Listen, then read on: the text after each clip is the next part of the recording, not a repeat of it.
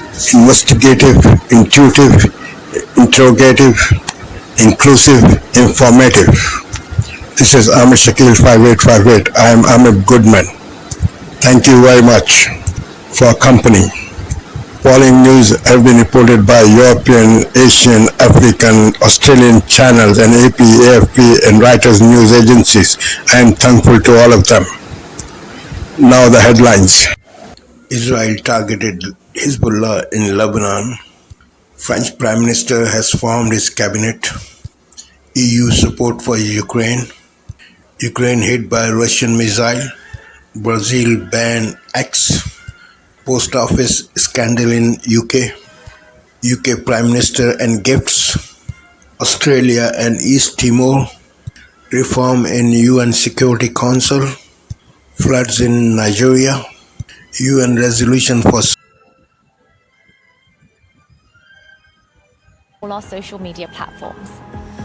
Yaina Lee, one of the 200 France 24 correspondents around the world.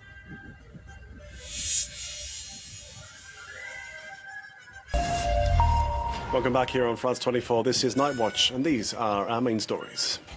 Israel carries out strikes in southern Lebanon as Hezbollah leader Hassan Nasrallah condemns exploding device attacks, which killed at least 37 people and wounded thousands. He blamed Israel, saying it had crossed all red lines and vowed revenge.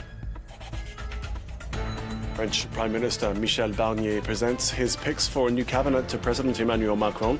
The veteran conservative trying to end months of political deadlock, but even if Macron approves, they are expected to meet stiff opposition from leftist MPs. And European Union Chief Ursula von der Leyen is due in Ukraine today, where she's expected to pledge 160 million euros in fresh energy funds to get through the winter. It comes as Russia continues to target Ukraine's energy grid, the latest strikes in the border region of Sumy.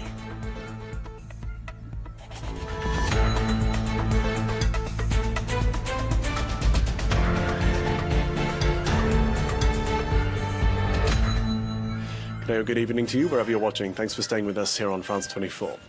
First up, the Israeli military says its jets have hit hundreds of rocket launchers in southern Lebanon, which were set to be used immediately against Israel. It comes as Hezbollah leader Hassan Nasrallah delivered an address condemning deadly attacks in which hundreds of pagers and walkie-talkies exploded. 37 people have now died, with as many as 3,000 wounded. Nasrallah acknowledged an unprecedented blow against his forces and blamed Israel, vowing revenge. As he began his speech, Israeli jets made deafening sonic booms as they flew low over Beirut. Liza Herbert has this update. Above Beirut, Israeli jets broke the sound barrier, causing a loud, explosive-like sonic boom. Moments earlier, warplanes dropped flares above the city skyline. Around the same time, Hezbollah chief Hassan Nasrallah vowed just punishment and retribution towards Israel, referring to this week's mass handheld device attacks that killed dozens and injured thousands in just a matter of minutes. The enemy has transgressed all laws and red lines. We are going to call this the Tuesday and Wednesday massacres. It's a war crime, a declaration of war. You can call it what you like. Addressing Prime Minister Benjamin Netanyahu directly, Nasrallah said Hezbollah will not stop fighting until the war in Gaza ends, and that no killings, assassinations or all-out war will return displaced Israeli residents to the north. As he spoke, Israel continued its bombardments across the border, striking multiple villages in southern Lebanon. And after 11 months of near-daily cross-border exchanges, neither groups show signs of slowing down. Israeli This is Asia Now. Hello and good morning. It is 11 a.m. in Singapore and Hong Kong, 8:30 in New Delhi, 10 o'clock in Jakarta. I'm Yasmin Yonkers. At this hour, Typhoon Pulasan takes a second aim at China near Shanghai after its first landfall earlier in the same day in Zhejiang province. Vietnam also visited by another storm after Yagi's departure, prompting school closures and flight cancellations. Israeli warplanes unleashed their most intense strikes on Lebanon as Hezbollah's leader condemned condemned recent device explosions, saying Israel has crossed all red lines. The US and Britain have urged restraint on all parties in the Middle East conflict. And US President Joe Biden gets set to host a Quad meeting in his hometown of Delaware, where leaders are expected to discuss maritime concerns and regional telecoms. It's part of efforts to boost Washington's influence in the Indo-Pacific region.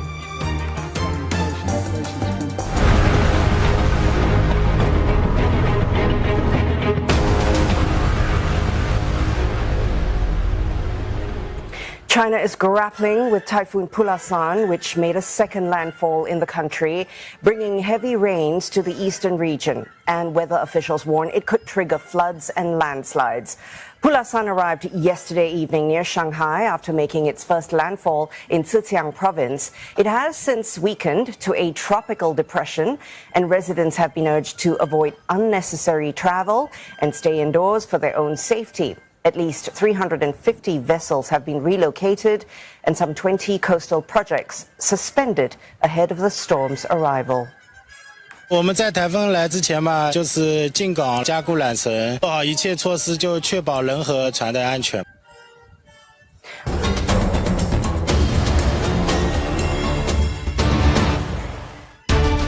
On Wednesday afternoon, the UN Security Council discussed the current humanitarian crisis in Sudan, more than 16 months of war. On Wednesday afternoon, the UN Security Council discussed the current humanitarian crisis in Sudan, more than 6 months of war. According to UN Assistant Secretary General for Africa, the current wave of fighting marks the latest chapter of violence in El Fasher and occurs amid a month-long siege and attack on the city. The atrocious humanitarian situation calls for a rapid de-escalation in the conflict. We are therefore horrified. Without the basics, many hospitals and medical facilities have closed their doors. Severe floods on Wednesday continued to ravage northeastern Nigeria, impacting more than 400,000 people, according to the United Nations.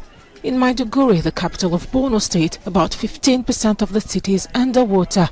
The flooding has worsened the humanitarian crisis in the region, where armed violence has already displaced millions. With all our small children, we don't know where to stay now. The government should be sympathetic to allow us to stay longer in the camp, because if we go back to our house now, we will not have a place to sleep with our children. And if we go to someone else's house, we will not feel comfortable. Earlier this month, flooding killed 30 people in...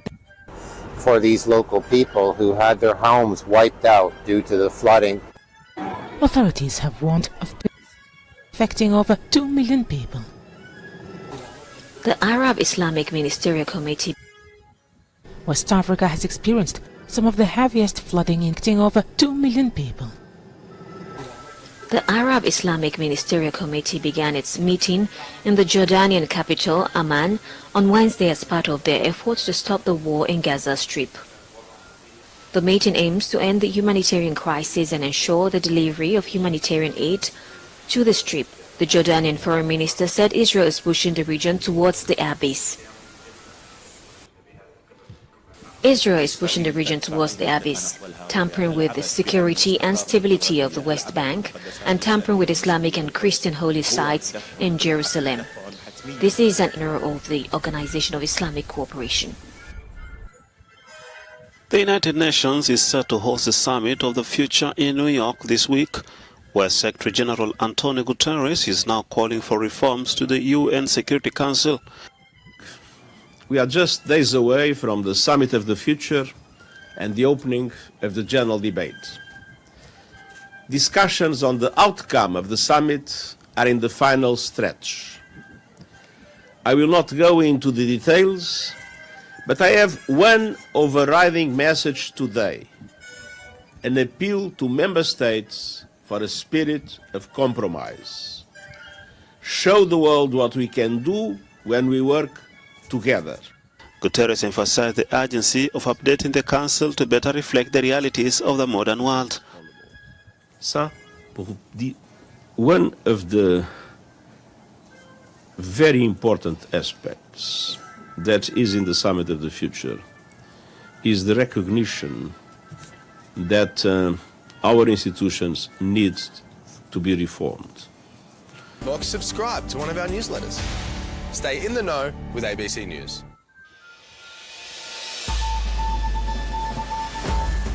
Today, Hezbollah refuses to back down as Israel launches fresh airstrikes in Lebanon's south.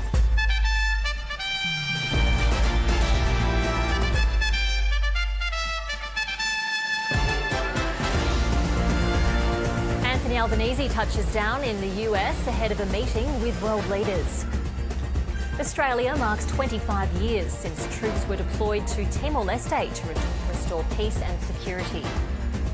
And Socceroos head coach Graham Arnold calls it quits ahead of Australia's next World Cup qualifiers.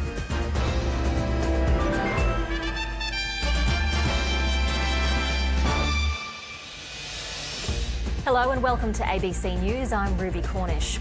The Israeli military says its warplanes have struck more than 100 Hezbollah rocket launches in southern Lebanon, ramping up fears of a regional war.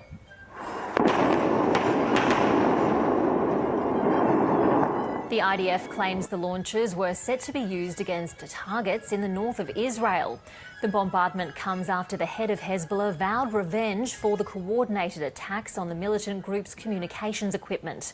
Israel's Defence Minister Yoav Gallant says a new phase of war has begun and battle plans for the Israel-Lebanon border area have already been approved.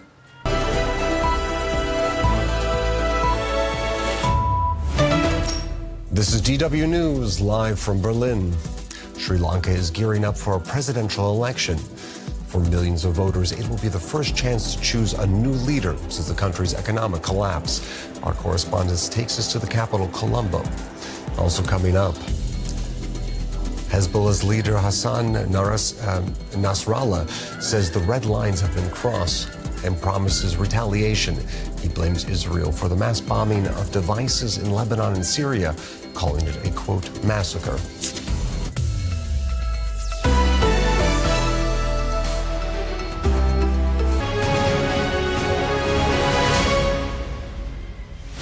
Hello, you're watching Sky News. I'm Nick Qureshi. Here are the headlines. Hezbollah's leader accuses Israel of detonating thousands of electronic devices across Lebanon. The two sides exchange fire across the border as 2 Israeli soldiers are killed. Here, the Prime Minister insists he's in control despite damaging headlines over his acceptance of gifts. His ministers admit some criminals released early weren't tagged as serving prison. Governor tells us some of those let out will reoffend. And Post Office campaigner Sir Alan Bates blames government flim-flam artists for dragging out compensation payments to victims of the Horizon scandal.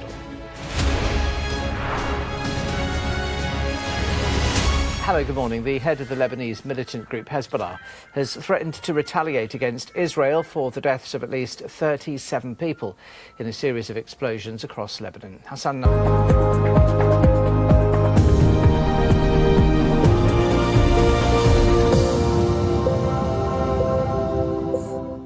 Welcome, you're watching TRT World with me, Neil Harvey. A reminder of our headlines. The Israeli army says it's hit hundreds of Hezbollah rocket launchers along its border with Lebanon. Tel Aviv says that they were set to be used in an immediate attack against Israeli territory. Earlier, the leader of Hezbollah warned Israel of swift and just revenge, saying the detonation of thousands of pages and walkie-talkies was a, quote, declaration of war against Lebanon. Meanwhile, as tensions rise between Israel and Hezbollah, there are increased calls for an end to the fighting. The US Secretary of State has warned that any further escalation between Israel and Lebanon could jeopardize a ceasefire deal in Gaza. Antony Blinken made the remarks in Paris before meeting with several EU foreign ministers. We continue to work to get a ceasefire for Gaza over the finish line. And as we discussed with some of you just a day ago in Egypt, we believe that remains both possible and necessary. But meanwhile, we don't want to see any escalatory actions by any party that make that even more difficult. At least 34 Palestinians, including 9 children, were killed on Thursday in deadly assaults across the Gaza Strip. Civil defense workers were forced to dig through rubble to retrieve bodies in the south of Gaza. That after an Israeli airstrike had hit a residential building. Officials say due to limited resources, some bodies still remain unreachable. Israeli forces have continued with their assault in occupied West Bank cities. At least 6 Palestinians were killed in Kabatia.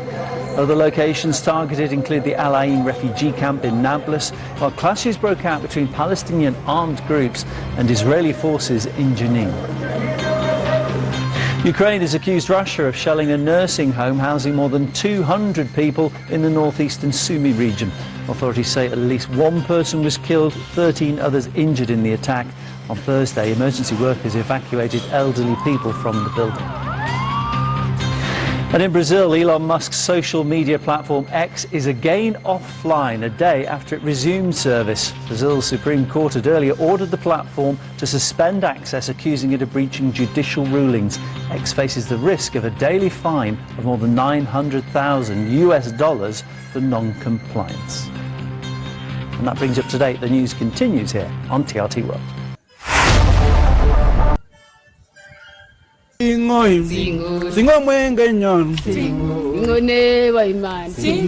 In Kenya's Mau Forest, there are many reasons to be grateful. Wakati tumeenda kutoa asali kwa msitu, huwa tukipata tunafurahi. Tunafurahi kwa sababu najua kwamba watoto wameshiba. The Ogiek people are one of the last hunter-gatherer communities in East Africa. For centuries, this song of thanksgiving has been heard among the trees. We have everything inside this forest. We don't have to go and find anything else. You come, you get a ready cooked food, you eat and take for your family. But for Stephen Unsilo, this is now a paradise lost. He is one of roughly 1,000 Ogiek who have been evicted from the forest in the last year. Now, honey must be harvested quickly while the soldiers aren't around. I want you to, all of you here, to taste this honey. The Kenyan government say they are acting to protect the ecosystem. Thank you for sparing your precious time. This is Amir Shakil. Have a good life. Bye-bye.